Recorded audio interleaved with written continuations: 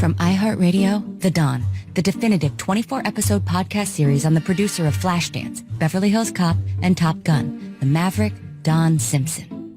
Don lived for the movies, and tragically, he died for them. The LA coroner proclaimed Don's body to be the most toxic corpse in the history of California autopsy. Season 1 takes you inside the nefarious circumstances surrounding Don's death. Listen to the podcast series, The Dawn, wherever you get your podcasts.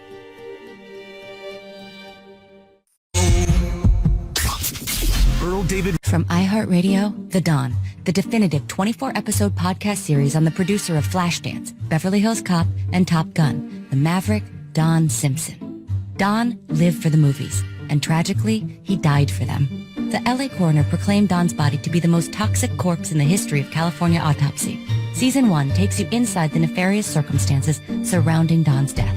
Listen to the podcast series, The Dawn, wherever you get your podcasts.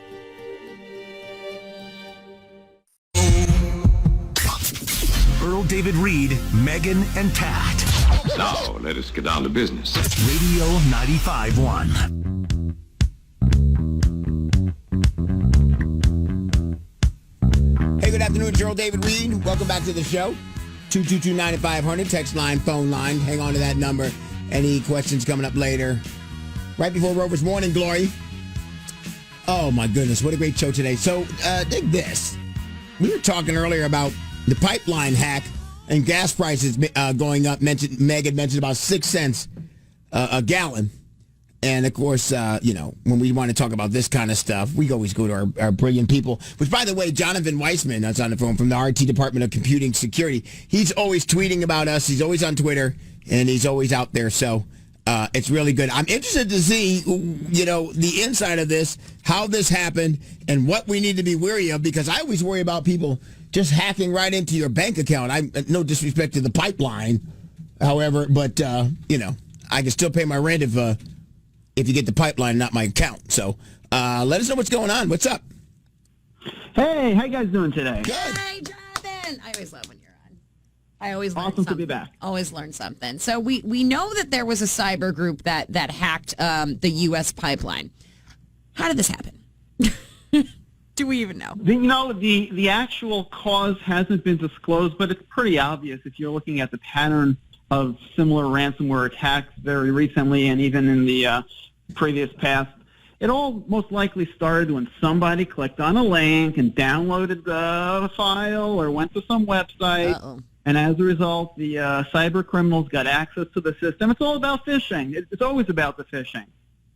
And for anybody who doesn't know what phishing means, because I know even like some of us just learned what that means this year. Exactly. What is phishing for people who don't know what that means? Phishing is when you get an email with a link to click or a file to download and install and run, and you're thinking it's X, but it's really Y. So there's some pretense where there's a fear or excitement or something associated to make you want to click, make you want to download, and it turns out you're letting the cyber criminals in by clicking the links and downloading and running the actual programs. And this is just like random. They just go out and see, they just throw it all out there and see who just bites on it pretty much. Well, ransomware and phishing in general used to be more random, but now it's becoming very targeted. Now you're talking about, especially infrastructure with the U.S. pipeline right over here, now you're talking about targeted infrastructures that are wide open to attacks because people click on links and download attachments and run them. So do we know who did this? Is it the Russians? Is it us? Who is it? Well, supposedly this is a group that is sort of like the Robin Hood, so the story goes, of ransomware attacks where they're not looking to do anything against children or hospitals or schools. But you're talking about the United States infrastructure right over here with the pipeline. Some people are calling this the most important pipeline in the entire country. But here's the thing that most people are not realizing.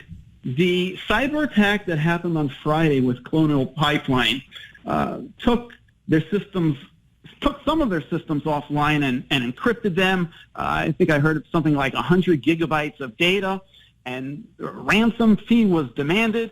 It was actually Colonial Pipeline themselves that took the pipeline down in a preventative type of action. Oh, So jeez. the cyber criminals didn't take the pipeline down. That was Colonial Pipeline themselves. Did you guys know that? No. It's crazy. That's the part of the story that I'm seeing not get enough coverage out there. This was a good catch, supposedly, by Colonial Pipeline, and they took the pipeline down themselves.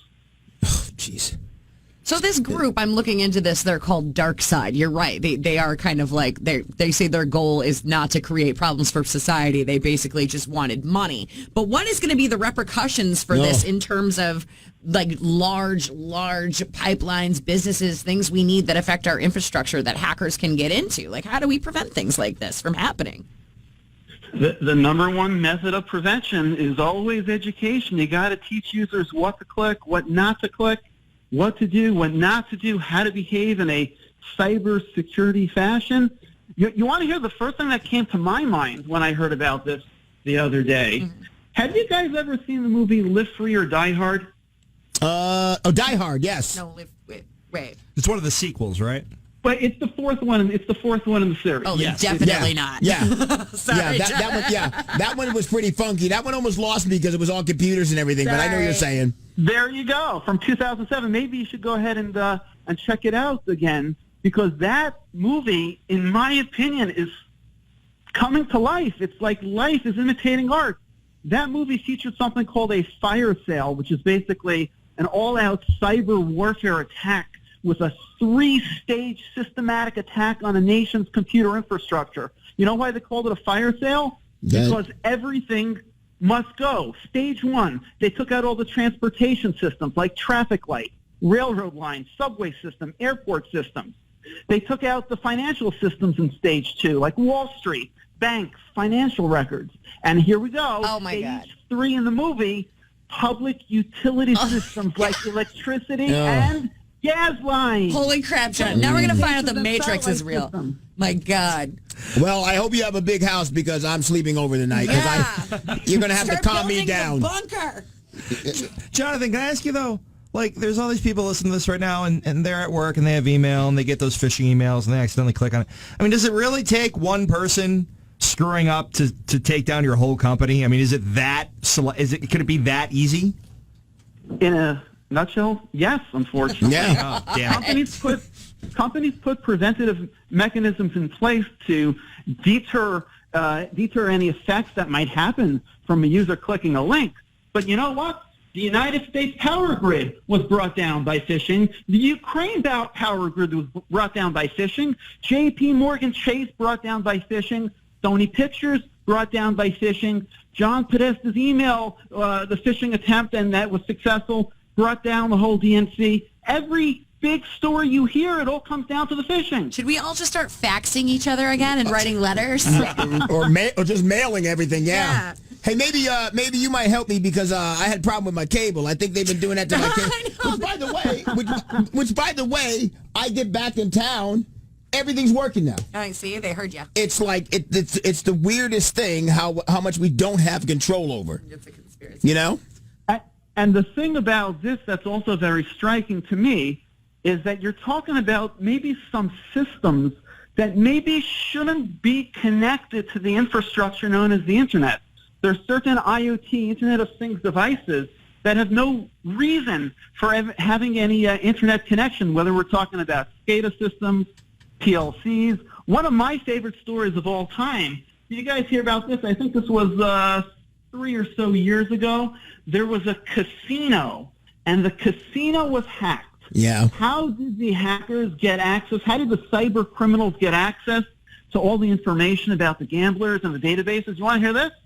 There was a thermostat in a fish tank that was connected to the Internet, and they got him through the fish tank's thermostat. Oh, my goodness. All the information out of the casino through the fish tank's thermostat. George Clooney's getting let me tell you, that's just really. So let me ask you this. So you seem to have all this knowledge, and without giving away too much, what's your computer like? What do we need? Why don't I just get what you have? Because you seem to know what's going on. It's not what you have in as much as It's what you do. See this? So I, then you get then they get all Yoda on me. I do the do. It's true though. It's about not clicking links that look funky. Oh my goodness. Jonathan, what are just like a couple basic tips for people who are worried about getting phished from their email? Well, normally I like to tell people, if it sounds too good to be true, it is. All of these offers that make you excited and want to click the links, don't click them. Anytime somebody says, oh, here's some pictures or here's some files that might be of concern for you, don't click them. You know, the best thing to do is to send an email or even make a phone call to somebody to verify that they are the legitimate people that sent you it. But, of course, now in today's crazy times with COVID-19, phishing is at an all-time high because there's tons of information that's being generated, and the phishers are getting even more talented and creative, and it's getting much, much harder to actually detect what's real and what's fake nowadays. Whether it's a phishing attempt that says your PayPal account has been suspended, or your LinkedIn account, or your Twitter account, or your Facebook account, they're getting really, really good at making convincing emails, tantalizing users to click on these links. Yeah, I'm screwed. I might, you know what? I just might take all my belongings and just set them on my front porch. Well, you know what you can do? Anytime you have something suspicious, you can forward it over to me, and I'd be happy to either approve or disapprove your usage of a particular link or a file. Oh, look at that. That's what I need. Nice. Yeah, that's what I need. I need another big brother in my life. Thank you. No, but I gotta believe that this stuff it is really scary, because I didn't even think about the pipeline and the price of it when Meg mentioned it. The price of gas. So so we totally screwed. Are we totally screwed? But supposedly the company is working on restoring access in an appreciable amount of time. Something like 5 to 6 days is where we might see some form of price increase, and even a bigger price increase of gas over the country. I mean, we're talking about the pipeline that services the whole East Coast now. Right. So they have about 5 or 6 days to restore the systems. But remember what we once said, that the ransomware rules have changed, and now it's not, if you don't pay us, you're not going to get your files back. It's, if you don't pay us, we're going to dump some sensitive data on the web. And we're going to cause you loss of reputation, and we're going to do something to make you want to pay us, even though maybe you did your due diligence and you had your backups in place. Oh, man, this is scary. Why'd we book you? What you trying to do, man? I thought you liked us. No. I got to tell you, though, Telling the truth, Jonathan. I know. I mean, so all that is out there. You're just saying we have to be cautious on what we click on. It doesn't really matter the kind of computer we have. Once again, with all the computers you have, it comes down to what people don't like to call common sense.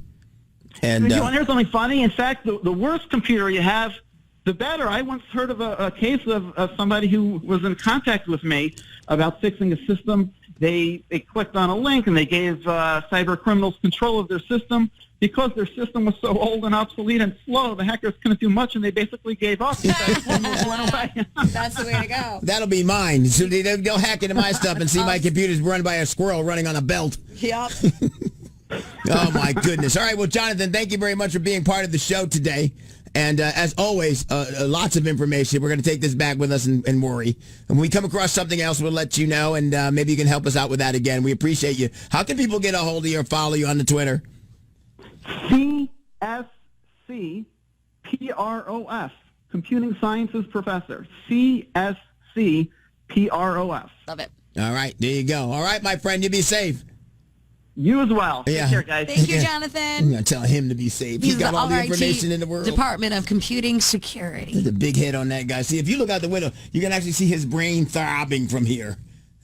That guy got all that information. He's a bat. Wow, yeah. I like having him, but man, I never knew all that stuff. Mm-hmm. See, now I got to be careful on what I click on now. Well, I don't really do. I'm not that crazy kind of a person that clicks on everything. So, but well, that's the thing is you don't even have to know. Like, we've gotten emails here at work that look like legit emails, right, like from someone who either works here or from Microsoft or whatever, and they look real. Same graphics, same everything. But if you hover your little, if your mouse right over the link, yep, and it looks like something ridiculous, Don't click it. don't click it. No. Don't click, just hover it. Hover, don't click it. Yeah, hover it over, and then usually a little address box will pop up where you can see where that link will take you. If it's like, cheesefactorysucks.com, no, that's not what you want. No, but, okay. Or click on it and change your life. Who knows?